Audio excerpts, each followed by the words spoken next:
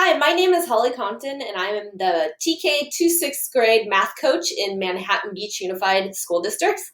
And first of all, I've heard so many stories about quarantine and how parents are a little overwhelmed with trying to learn our new math strategies because when we went to school, we didn't learn math in the same way that the kids are learning math now. So it's been a big learning curve. I saw a video of a woman saying a prayer on Instagram that she needed help with math. So here I am. I'm trying to answer some prayers for us today.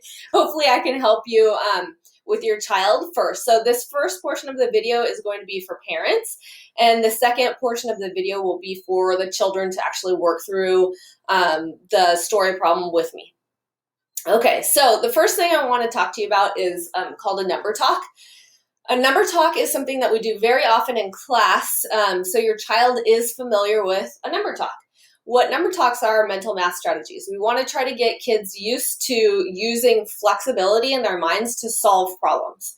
So the first thing I'm going to ask your child or the student you're working with is how they would solve a certain number sentence. So let's just try, for example, 6 plus 6 plus 6. So when we went to school, what we did was we stacked them up 6, 6, and 6, and we drew the line, and then a lot of us did it on our fingers or whatever. But the kids nowadays are really, really good at trying to find tens. So if I asked a kid how they would solve 6 plus 6 plus 6, in particular maybe a first grader, I would expect them to have different strategies than what we had when we were younger. So they might say something like, well, I knew each 6 was made up of a 5 and a 1. Now you can imagine when you say to your kids, how old are you? And they say 6, and show me 6, they go like this. So they know a 5 and a 1 makes 6. And they also know that this is made up of a 5 and a 1. And this is made up of a 5 and a 1. And lots of times you might see these in number bonds like this.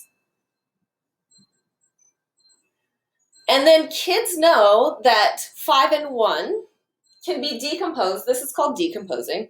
And then we can actually put the 5s together to make 10. So a lot of kids will probably do 5 plus 5 makes 10. Or they might do 5 plus 5 plus 5 more makes 15. They might jump right onto that. Either way works. They could start with 2 5s first, or they might just start with 3 5s. As you can see, we're getting them ready for multiplication because 5 plus 5 plus 5 is the same as 3 groups of 5 or 3 times 5, right? Okay, so then they might say next 1 plus 1 plus 1. 1 plus 1 plus 1 makes 3. So when I put them together, that makes 18. Now, this looks like a lot of work, right? That's where all the frustration kind of comes in with this Common Core math is crazy. But this all happens mentally. Your kid is breaking mentally the 6 down into a 5 and a 1. 5, 5, and 5 is 15 plus 3 more is 18. Okay, got it. So it's actually pretty quick. So let them do these strategies and hold back from teaching them your own way of thinking because they actually probably have a really good way of thinking about this from the get-go. All right, another question I will ask your child in the number talk later is a little bit harder. So let's do 8 plus 8 plus 8 plus 8. Let's see how they would solve that. So we want to make sure that we are not teaching them. We are listening to how they would solve. So you have 4 groups of 8. Some kids might even say 4 times 8 is 32. You just never know. Or excuse me. No, that was right. All right. Moment of mental breakdown. Okay, so 8 plus 8 plus 8 plus 8. Some kids might actually do, I'm going to steal 2 away from this 8. And I know I have 6 left. And then I would have a 10 right there. And I would do the same thing again.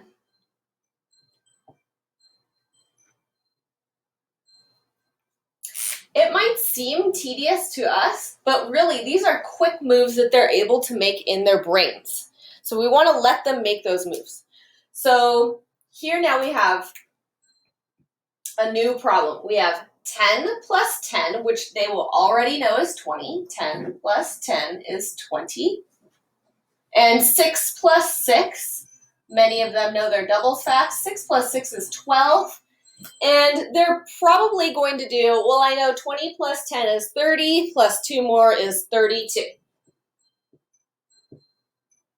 Some of them might do it that way. Some of them might do it a totally different way. Let's take a look at maybe another way some kids might do this.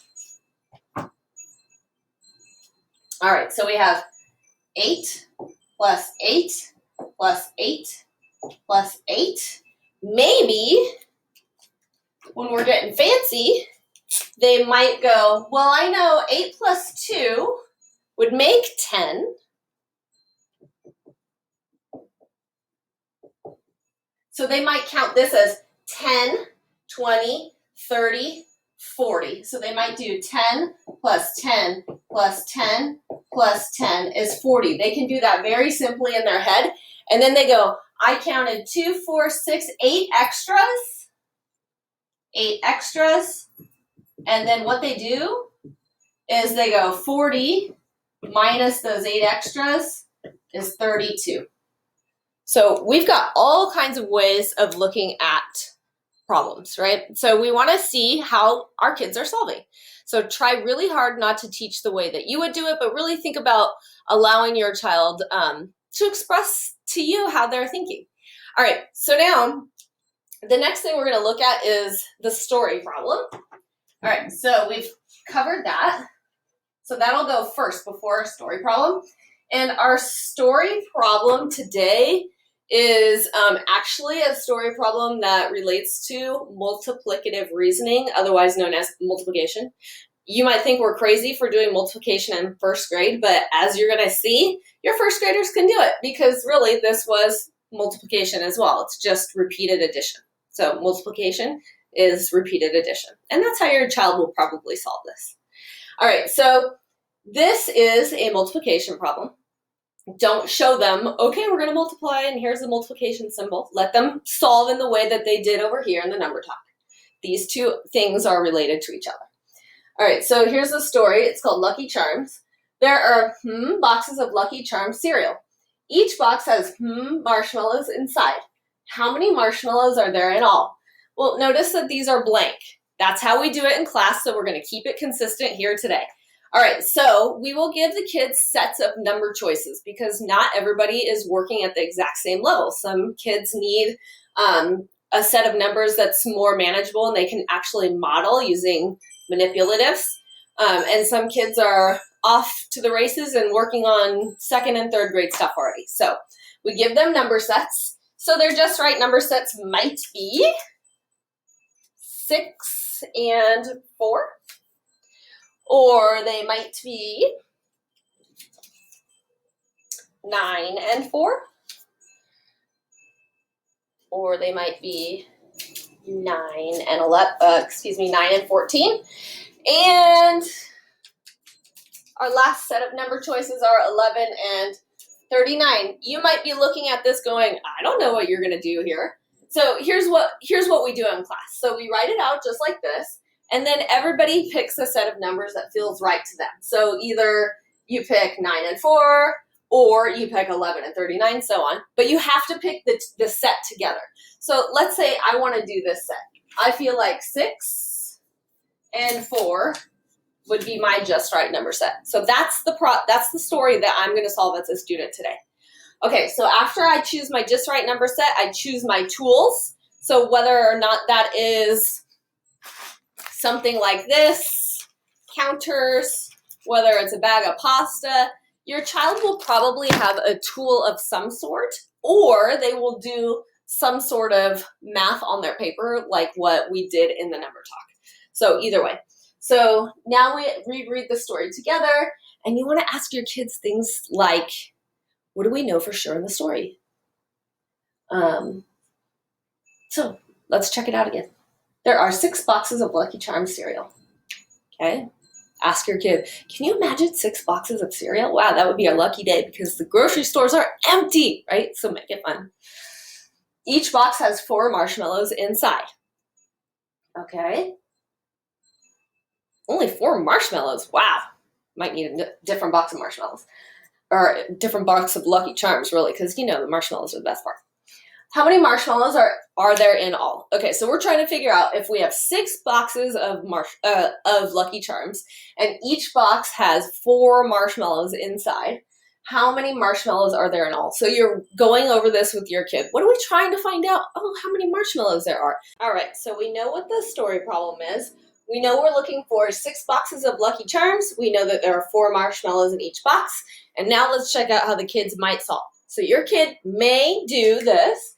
They may draw out the 6 boxes.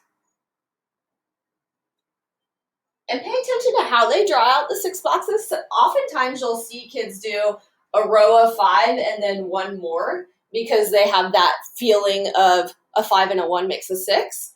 And then they might actually draw 4 in each box. They actually might also do 1, 2, 3, 4. It just depends on how your child is thinking about this and where they are on their trajectory of math. So they might need to count 1, 2, 3, 4, or they might simply just do 4, 4, 4, 4, 4, 4. And then you'll have tools available to them. These are counting tools that we have in class, but like I said before, you could even use pasta. So some of them might go 4, 4, and lay out all of the 4s. And then they might start putting them together. So these 2 4s would make 8. And then they might say, oh, I just need 2 more to make 10. So they might find little groups of 10. And then these 2 4s would make another 8. And then 2 more would make 10. And then we have these 4 left over. So then they'd go, oh, that's 24. Or you might see them do 4 and 4. Put this one over here. Is 8. And that's another 8. And that's another 8. So now you might see, okay, now we have 3 groups of 8. And then you'll start seeing them put things together like this. 16 plus 8. And then finally they might go, oh, well, if I steal 4 out of that 8, that'll make a 20. And 4 is left. It seems like a long process. However, they are using mental math strategies to make strong connections in their mind. So it's really important when they're this little that we let them really explore numbers and connections that they can find. Some other children might do, like I said before, 1, 2, 3, 4. 1, 2, 3, 4. 1, 2, 3, 4. So far we have 1, 2, 3, 4 groups, 5 groups, 6 groups of 4. Okay, so this represents 6 groups of 4. And they might say, oh, I have 4, 5, 6, 7, 8, 9, 10, 11, 12. They might do this. And then they go, oh, well, if that one's 12, then this one's also 12. And then once they have the 12 and the 12, a lot of them will say, I know 10 and 10 makes 20, and 2 and 2 makes 4. And usually that happens mentally. And so I'm just going to put this here. So I'm not stacking them up and adding, per se, the 12 and the 12. I'm just showing a joining process. So 12 and 12 makes 24. And basically I can do this because they've done that part mentally in their mind. So it's almost time to go get your kids, but I want you to remember a couple of things. Thing 1, give them wait time so that they can think through the problem. Kids need time to think through their mental math strategies. And also see what they are doing to solve and how you can support building on what they are doing if they get stuck. All right, it's time to go. Go get those kids. See you later.